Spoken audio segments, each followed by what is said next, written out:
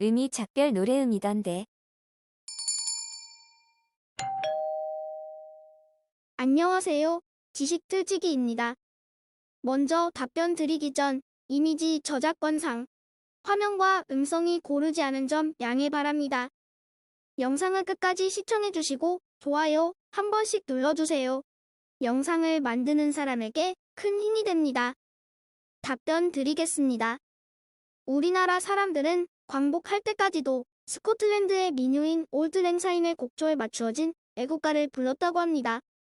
그래서 야인 시대에 나왔던 애국가는 스코틀랜드의 민요 올드랭사인의 가사를 붙인 것입니다. 그런데 외국에서 작곡 활동을 하던 안희태 선생님이 우리나라의 애국가를 남의 나라의 곡조에 맞추어서 부르는 것을 안타깝게 여겨 지금의 애국가를 작곡했습니다.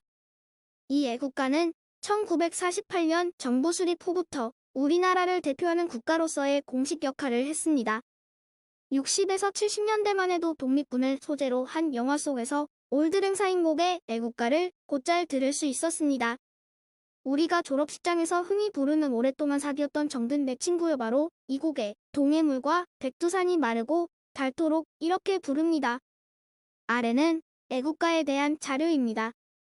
애국가의 탄생 1948년 8월 15일 일제로부터 해방이 된 후 그 이튿날인 8월 16일 오후 5시경부터 당시 서울의 중앙방송국으로부터 동해물과 백두산이로 시작하는 애국가가 흘러나왔다.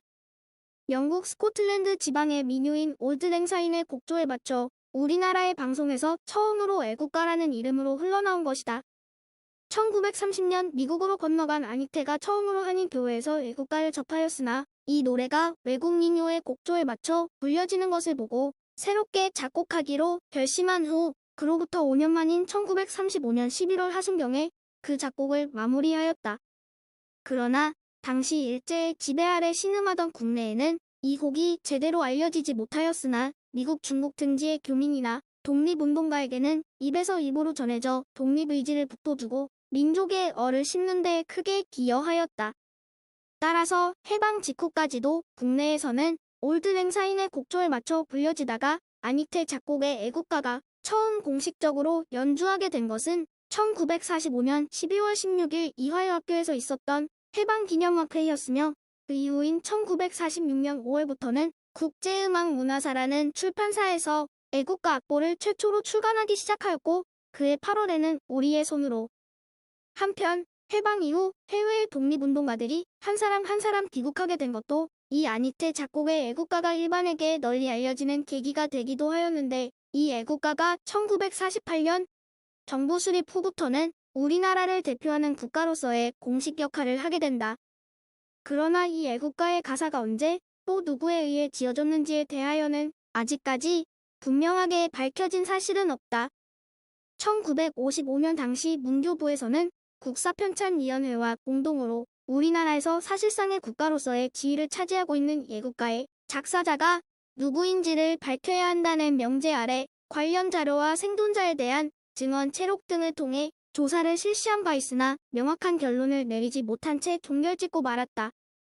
그러나 안희태님의 곡과 올드랭사인 외에도 애국가에 사용된 곡조가 대한제국 애국가, 영국 국가, 찬송가 등 세 곡이 더 있다는 사실을 아는 이는 그리 많지 않을 것이다. 바로 이 5개 곡의 나라를 사랑하는 내용, 한말 일제에 대한 레지스탕스적인 내용, 독립군들이 사용한 가사, 황실을 찬미한 내용 등의 가사를 붙여 불렀던 것이다. 이렇게 쓰인 애국가 가사는 무려 40여 종에 이른다. 지금까지 지식틀찌기였습니다. 다음 영상은 더욱 호기심 많은 질문들로 업데이트될 예정입니다. 구독하시면 일상생활에서 가끔 궁금한 질문들이 함께할 것입니다. 지식과 상식 얻어가세요. 감사합니다.